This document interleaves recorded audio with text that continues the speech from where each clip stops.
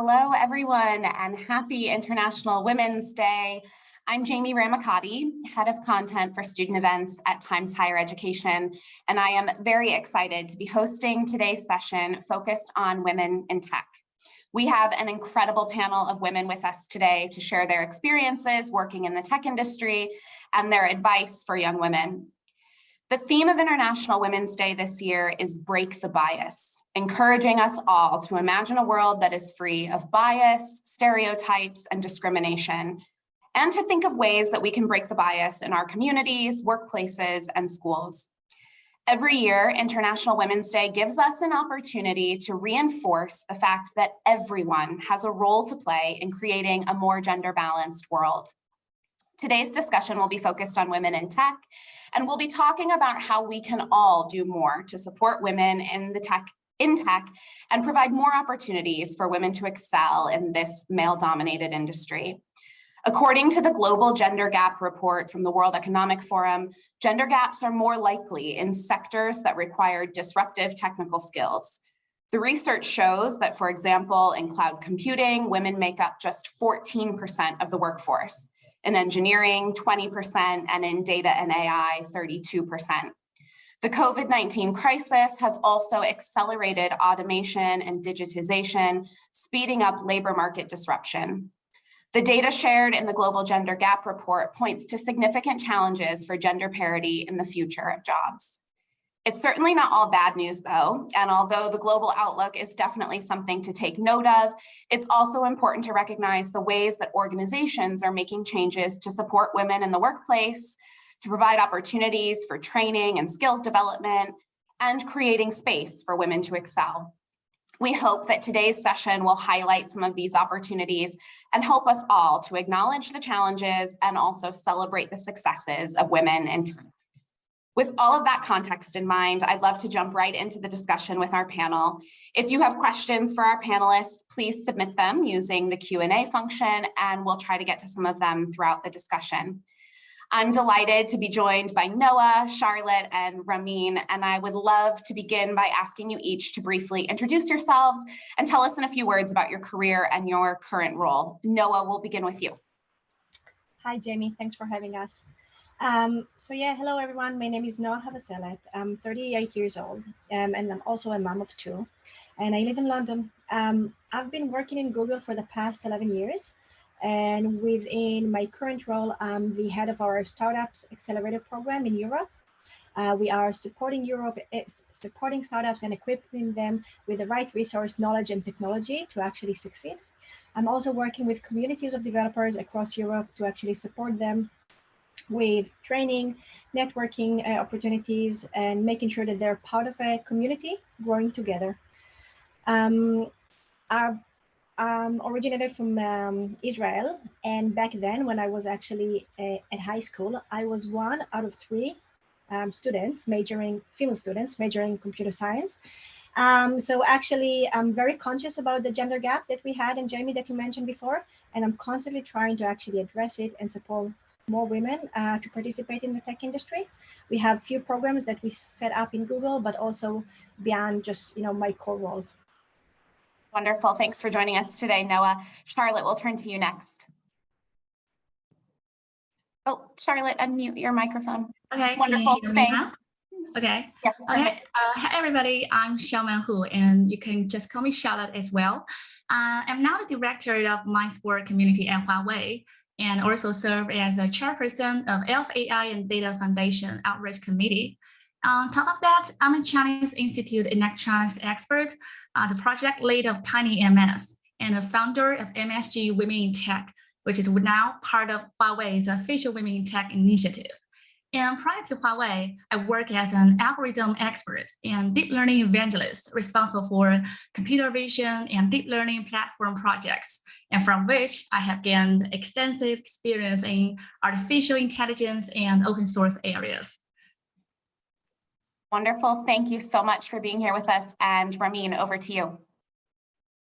Yes, so my name is Ramin Khan. I'm a software engineer living in Oslo, Norway. So I specialize in cloud computing and security. I'm involved in various initiatives where I work with initiatives to increase more women in the tech industry and raise awareness about diversity for CEOs. I'm also quite concerned about diversity and sustainability, and I look really forward to be participating in this webinar. Wonderful, thanks. And actually, let's start with you with the first question. Can you just tell us what International Women's Day means to you and why it's important for us to recognize and honor this day each year? Sorry. Ramin, go ahead. Yes, thank you, Jamie. I think International Women's Day for me means empowering each other, each woman. And as you mentioned, like talking about the bias and talking about women empowerment, women in leadership positions and women in tech. So, and also not only talk about these women that are already in the industry, but also talk about women who wants to be a part of this industry, who wants to get education in tech, who wants to realize their dreams. So I think first and foremost, I'm participating in this webinar, not only talking about every woman that has accomplished a lot, but also all the women who want to accomplish. Yeah, absolutely. And I think we're going to talk a little bit more later in the session about opportunities for women to build their skills, learn new skills, change careers if being in the tech industry is something that they're interested in, and how we can all kind of support opportunities for them to realize those goals. Charlotte, did you want to add something to what International Women's Day means for you? Okay, and for me, International Women's Day is a special reminder to appreciate women's power and contribution every day. And on this day, we tell inspirational and supportive and motivational stories about women and girls to spread their spirit and achieve our full potential. So on this day, we reflect on how far we have come and the improvements that our predecessors have pushed through, and how we can catch their baton to go further and faster towards equality. So I think it is a day to remind us to be more committed to making the necessary structural and social change to make full equality possible. And each of us has a part to play in this process, so that we can actually believe that when women support each other, that incredible things could happen. Yeah. Thank you so much. Noah, you mentioned when you were introducing yourself that, gender equality, particularly in the industry that you work in, is something that you're really passionate about. And I think you each in different ways do work that is dedicated to making sure that there are more opportunities in tech and that those opportunities are more accessible for women. How have you seen opportunities for women come to the forefront? What in particular in your role are you seeing as far as making skills development and opportunities for growth available to women? Yeah, I think it's a really good question, Jenny. Thanks. So I think we are all, to be honest, connecting to the previous question. I hope that in a few years' time there won't be the need of International Women's Day, right? Because we do want to equivalent that game. But acknowledging there is a gap now, we actually, on top of the things that we are doing, we also have dedicated communities that are addressing for women. In general, by the way, in Google, when we work with developers, we are a fan of communities, and I'll let you know why. And before that, I'll just briefly mention the type of communities that we have. They can address professional and inspiring professional for developers. I don't know if you know about the Google developer groups, but we actually have a dedicated community for students, and we have a dedicated community for the women tech maker. And the reason why I'm actually mentioning all of those communities, because I'm a true believer that communities can actually bring the power to encourage us all to step up, to learn, to work together, to be supported by others, even, during challenges time. And I think Ramin and Charlotte, they all mentioned there might be some challenges, on the way. But we actually want to see more women are first coming into the industry, but also staying in the industry. So how can we make sure that we are keep growing women to actually become even in senior roles, right? And from the moment they step up to start studying that in university to the moment that, we want to see more CEOs, more CDOs in the tech industry. So I think, this is one thing. Communities in general, I'm a true believer of that. The second thing is that we actually have dedicated community for women. So the women techmaker that I mentioned, or women founders, that we are really working with them to bring them to a safe place for them so they can develop a solid network, so they can really expand on their skills and knowledge and so on. I'll give you one example, if I may. So Hannah was actually she came from India, and she landed in Ireland, and she really wanted to shift her career to become a developer, an Android developer. And she already did the course and everything around that, but coming to a new country, she was a bit struggling, also lacking a bit of confidence. She started attending the GDGs, the Google Developer Group that we have actually in Dublin. And every week she started to kind of like embed herself within the community. She gained more confident. She actually found it so useful that she started stepping up and organize some of the events, like bringing speakers that she thought might be interesting for the West. She became a women techmaker ambassador. So she actually brought more female to the community and actually helped them and supported them. But then one day she really wanted to do that shift, and she got the help from the community. So through those networks, she actually was able to nail a job as an Android developer. And the surprising thing is that the company that she ended up working with, I think that what she says, the most exciting part about it, that she was proactively helping her community around that. So it's not just like we are looking for people to do great technology things, but I think the word today is also appreciate the extra mile that people are doing to make it more inclusive for others to join. Yeah, absolutely. And that's such a great example. I think that notion of community and building your network is so important. Ramin, I don't know if that's maybe something you want to comment on, just the importance of sort of surrounding yourself with a network of people who can support you, who can mentor you, who can provide career advice. I mean, how have you built your network? What kinds of activities have you gotten involved in that have helped you to create a supportive network? Yes, Jamie. So I think the turning point in my tech career was when I was studying, and I participated in a training program arranged by Huawei. So the training program was called Seeds for the Future. And I think that was definitely the turning point in my tech, you could say the tech line for where I was going, because then I only heard about having women CEOs and women roles in tech, but at that training program, I was able to see it.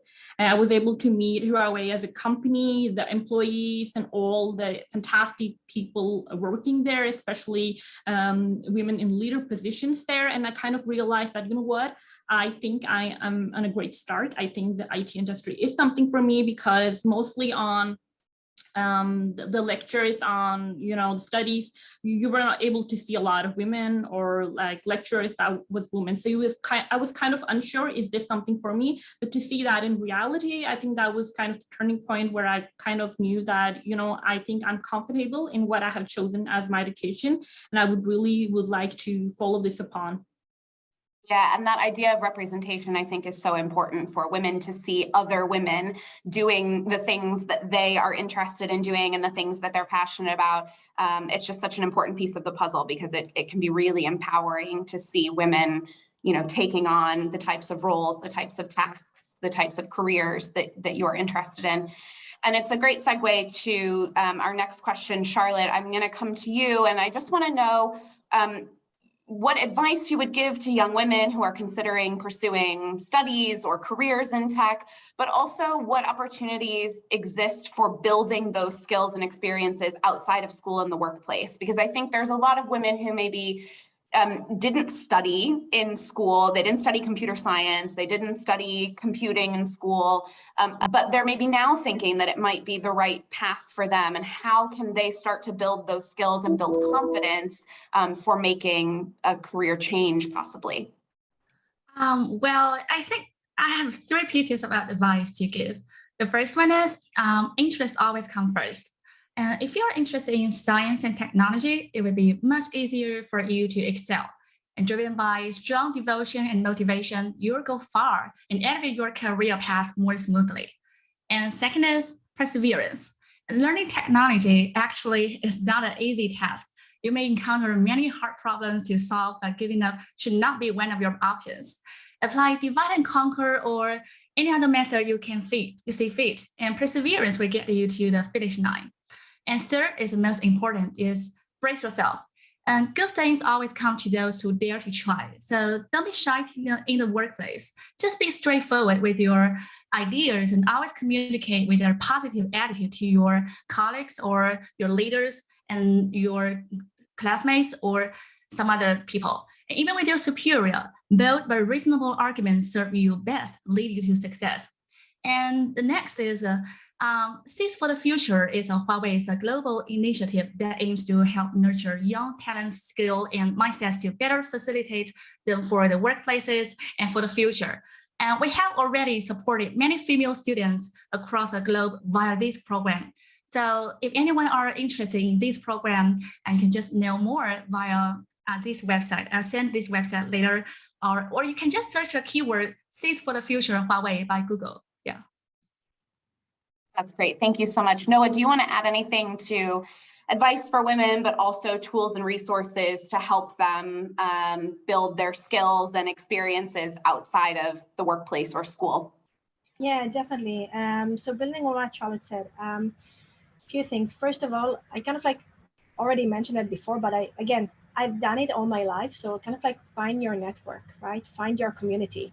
It can be a community that you learn with. It can be a network that you actually collect along the way. It can start from like your university professor, someone that will always cheer up for you and kind of like push you further. It can be your colleagues, your peers at work, your managers and colleagues and so on. And even people that are not necessarily in your circles, like who knows where it's going to come in the future.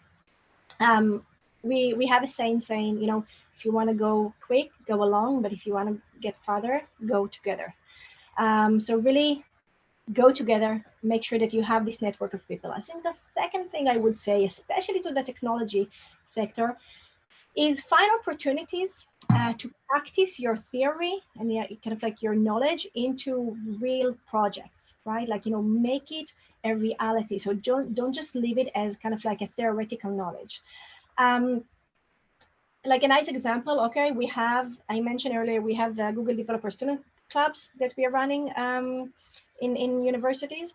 And actually one of the, we had like a Turkey student, her name is Aisha.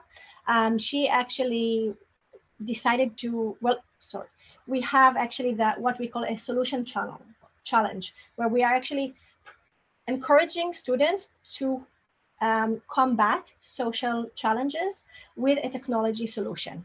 And Aisha, actually from Turkey, is a great example because she gathered a group of people in her university, and together they built an app that encourage people from recycling things in their seaside. They have quite a severe issue there in the beaches of Turkey, and that's what they care about.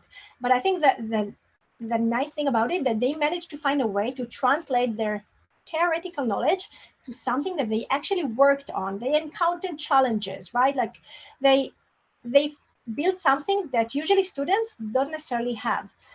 So it can be in Google, it can be in Huawei, it can be in any other way, right? Like you can always go out and find ways to really build real things with your knowledge. First of all, it anchors your confidence. Hey, I can really do that. Second of all, it's great to see something coming into life. And third of all, as a student, it actually gives you a way to, to show when you're after jobs or when you want to prove your qualifications, you actually have something in your hand. So, yeah. And Jamie, as per your question about resources, you can Google developer groups, and you can find the right groups that can fit you. Amazing. There's a question from the audience that kind of ties into my next question. And my next question is really kind of around the theme for International Women's Day this year, which, as I mentioned when we started, is break the bias, really encouraging people to call out gender bias, discrimination, stereotyping. And my question is around sort of how can we all, in practical terms, start to really do that in our workplaces, in our schools, in our communities? And there's a question from the audience that I think sort of ties nicely into this. We definitely have some men in our audience today, and one of our audience members has asked, you know, being a man, what can I do to help achieve equality, to help support women? And I think when we started, I mentioned that, you know, International Women's Day is a great reminder to us all that we all have a role to play in doing this. Ramin, do you want to start and just kick us off in thinking about some ways that we can all kind of take actual practical action in our workplaces, our schools, and our communities? Yes, definitely. I think first and foremost that we have just organized this webinar and people participating. I think one step is already checked. So congratulations to everyone that you are breaking the bias right now by participating to this webinar, by listening to us, by reflecting to everything we're saying right now. Other thing that you can do is also go to physical conferences, talk with people, network with people having those positions in IT. And if you are a leader in your company or have like authorities in your position, talk with the women, not only talk about them, but talk with them. Talk about how they're feeling about their job, give them equal opportunities as everyone else in their work, and just make sure that you're not, even if you do not are trying to discriminate anyone, it might happen. So talk with everyone about it, and also raise your voice and tell all the employees that we are for women leadership. We do support these type of initiatives. For me, like as an employee, it is very helpful to just get this awareness from the leaders that, okay, this is something that they want to work towards in our company. Great. Charlotte, over to you for a similar question. I mean, how do you think we can all sort of help break the bias in our everyday lives, workplaces, schools, communities? What are some things that we can all be doing? You mean, how can we help to break the bias in our schools and community? Yep. Yeah, I may have three aspects to answer this question, not only just for the schools or communities. I may have a larger aspects, something like the policymakers or companies or governments, and for my individual level. Okay, so from the policymakers' perspective, and I think we need laws and regulations to end discrimination and inequality at work. The law enforcement should be in place to lead the way for the faster shift. It is the first one. And at the company's level, we need decision makers and executives to truly practice equality policies, not only for men, but for women. The company's hiring policies should always consider gender equality as a must, not a better to have option. It is both for companies and communities. And our thinking and action should improve from, should we give women flexibility during their pregnancy or for some other matters, to how we can better facilitate flexibility for women. So it is an action transition. So as for the governments, the private sector and the universities should cooperate to boost the women's participation in STEM. For example, by setting up women in STEM scholarships, and girls and women who excel in STEM and are from low-income families are given opportunities to advance in science and technology and build a career. And finally, at my individual level, and which I think we should keep increasing our visibility, voices, and setting examples. Actually, you know, in Europe, women account for only 29% of PhD graduates in engineering, manufacturing, and construction. We represent only 25% of self-employed professionals in technical professions such as science, engineering, or information and communication technologies. So we are significantly underrepresented among inventors, with only 10% of patent applications coming from women. So just let's speak up to call for more women allies to join us. So that's my suggestion to how to help break the bias in tech or in community or in school. Yeah. Great, thank you so much. Yeah, Noah, please. Thanks. So I think building on what Ramin and Charlotte mentioned, I also want to mention another aspect. when you think about it, I think many of us tend to be biased to people that are different from us, right? It occurred that in the tech industry, currently the majority are men, as you mentioned, so they tend to actually hire people who are similar to them, right? Or think the same, have the same mindset. I think acknowledging how diversity can actually benefit all of us, right? It can be gender diversity, definitely. It can also be different type of diversity, right? But acknowledging the diversity is actually a bliss, okay? It's not a burden, it's a bliss. It enables us to better serve so many other people. It actually creates, like, the ability to brainstorm and really surface solutions that we never thought about otherwise. I can share with you my view on how we are trying to work at Google, or like our product teams. We account that we are serving billion of people across the world, right? Like, both women and men. Some of them are coming from different countries or different background or different culture. So I think we are constantly trying to diverse our teams to make sure that we are also able to serve diverse audience. And I think if we all acknowledge that diversity is a bliss, and we we constantly go to get it, eventually we will help, it will help us to change our mindset. Instead of like seeing that as like, a burden, actually, I want to have someone very different from me, so together we can do much better. And I think, to your question of the great men that actually raised this question, even acknowledging that, surrounding yourself with a diverse opinion, diverse people, diverse teams, and kind of like really preaching to have a diverse environment in the university, in the workplace, and so on, that will help us, as well as, things that Ramin and Charlotte mentioned, like, speaking up and, hosting such an event and so on. But the industry mindset needs to change. Yeah, absolutely. I think it's such a good point too about, diversity in your teams makes your teams better. It makes your teams able to better serve the people that you are, the customers that you're serving, it makes your products better. Because you have a broader understanding of the world if your team is more representative of that landscape. So it's a great point, and thanks for raising that. There's another question from the audience that I want to bring up that just came in, and I'm actually just going to read this question because I think it's a really important one. It says, in my school, girls like myself are interested in the tech industry. We have very few opportunities, and so that also, I think, damages their confidence a bit. Do you think that creating scholarship opportunities or opportunities for women to study in tech and STEM related fields is just as important as coming up with mentorship programs? So we've talked a little bit about, programs that help you build your network and programs that help you build your skills, but perhaps if we just think a little bit earlier in the process, like how can we encourage and provide more opportunities for women to get involved in tech-related studies from an even earlier age, and what are some things that we can do to support that? Noah, I don't know if maybe you want to start with that one. So I think it's a really good point, because I think this, bias or, the gap starts much earlier, right? And I think someone here mentioned, like, if I can see it, I can be it. Or you need to see it in order to aspire for that. And I I mentioned to you when I just introduced myself, and again, this is an anecdote because it's something that's really close to my heart.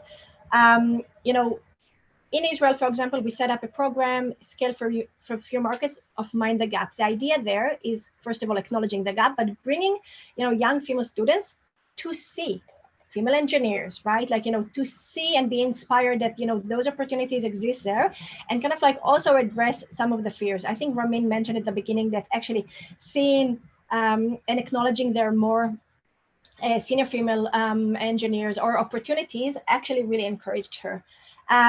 So scholarship is definitely one of the ways, but I would even say to apply to a scholarship, you need to to wish for that. You need to be confident, that this is a path that you want to choose. And I think, really acknowledging that some schools, unfortunately, they don't have that bigger view. So first of all, I want to give you a big kudos of actually jumping on this webinar and making, proactively seeing and searching and seeking opportunities to the person who actually asked that. You're actually on the right path now, because you are doing those steps that will allow you to get a better understanding what's out there, right? Like, what opportunities are awaiting for me.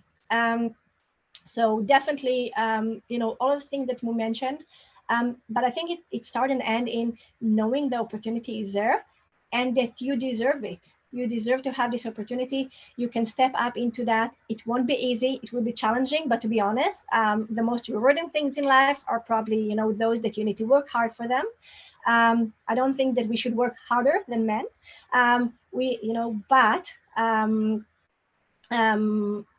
just saying, the journey is not necessarily an easy one, but I'm sure and confident that someone who actually bothered to jump on this webinar can actually excel in such a journey. Yeah, absolutely. Ramin, do you want to add something to that?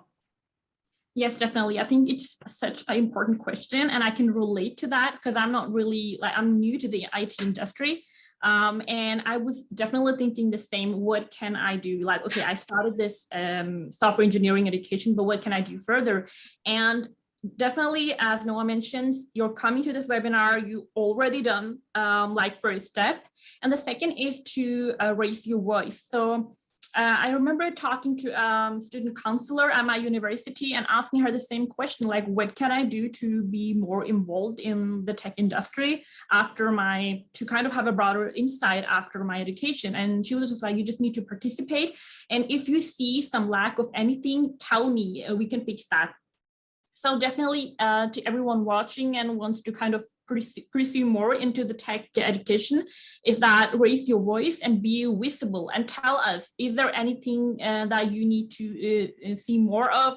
Are there any scholarships that you think that would have suited you? Are there any programs that you want to participate on, but there is not in the industry? Tell us, and maybe we all can figure out this together. And also mentioning the difference between men and women in tech. We women does not want to come into tech only because there are a lot of men in this industry, and we just want to show from the annual reports that yes, we have this percentage in the company. Not at all. We want to participate. We know that to solve tomorrow's problems or to develop more future-oriented solutions, we need to have both men and women in the industry to develop the both parts and to have a broader perspective and insight. So I think my goal to what I'm saying is don't be shy and raise your voice, and also men and women. Tell us people already in the tech industry what more you want to see, what more you want to participate on, and also take contact with us also after the webinar and ask questions if you have any. Excellent. Thank you so much. We have just a few minutes left. Time flies, and we could talk about some of these topics, I think, for hours. But I want to finish by just asking you each to, we've talked a little bit today about the importance of mentorship and networking and surrounding yourself with people who are going to support your goals and encourage you and empower you. And so I want to ask you each in a few words to just tell us about a woman who has been instrumental in your own life, someone who has supported you or mentored you, and you feel really kind of embodies the spirit of International Women's Day. Charlotte, can we begin with you on that question? Okay. Actually, I want to say two women in my life. The first one is my mom. And she's only a general staff member in a factory, but she never took her gender as an excuse for any kind of indolence. And she always tried her very best at work, and often was regarded exemplary employee, even facing harsh competition from the opposite gender.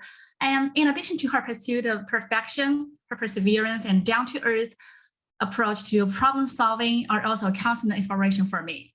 And another person I want to mention is a colleague of my, it's a member of my team, Ivy.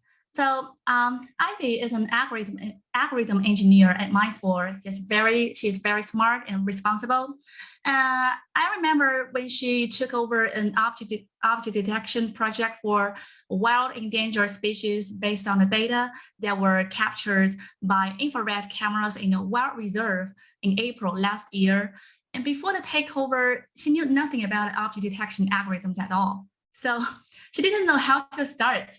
And also, animals move so fast, especially at night. So most images are incomplete and fuzzy, thus we can't see them clearly even by our own eyes.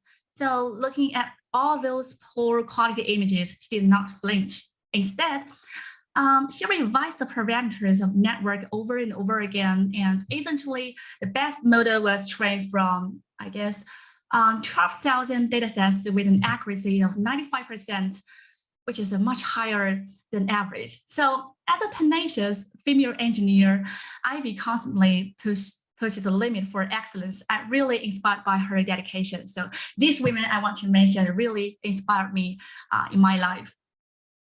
Thank you so much. Ramin, over to you. Yes, so I think I would also like to mention two people. First and foremost, I had a professor at my university. He was a lecturer in the web development course. And after 2 years, when I was writing my thesis, he was my supervisor. So like his motivation for having more women in tech and gender equality, like I never understood. I was just thinking, you're a man, why do you care so much?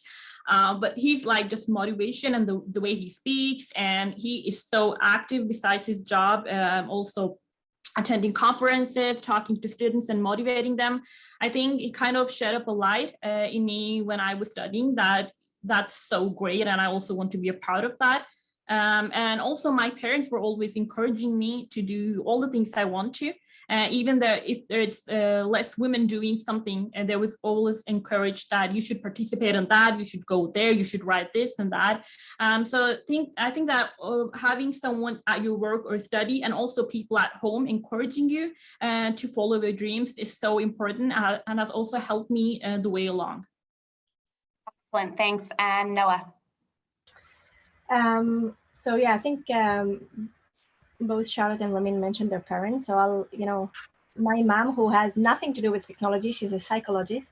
But what actually, I'm looking at her and I still see that she constantly tried to learn and grow herself and kind of like gain new skills and learnings, right? Even when it was like, at the beginning of the 80s, she started actually like, going to take some computer courses just to understand things, even outside of this industry, right? So constantly learning and like, reaching out for more.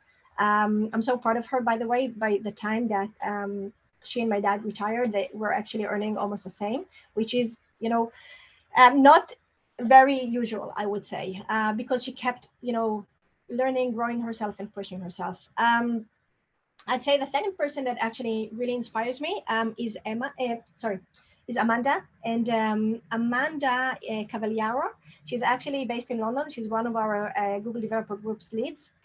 She leads a community of cloud developers.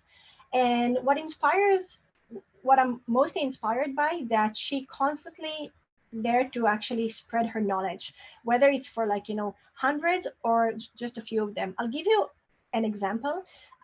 During the past 2 years, we all been struggling with lockdown and COVID, and, we couldn't have actually like, I don't know, like bigger events or kind of like networking things that we all wished for.